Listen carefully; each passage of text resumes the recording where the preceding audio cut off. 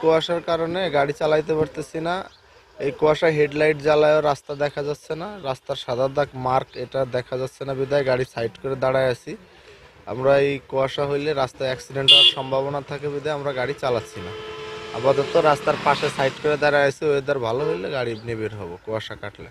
খুব ঠান্ডা পড়তে আছে। কালকে এই কয়দিন ভালো ছিল, কিন্তু কালকে রাত থেকে অনেক ঠান্ডা, কুয়াশায় কিছু দেখা যায় না। ব্যবসা বাণিজ্যের অবস্থাও ভালো না, এই রোড গাড়ে গাড়ি নিয়ে চলা যায় না।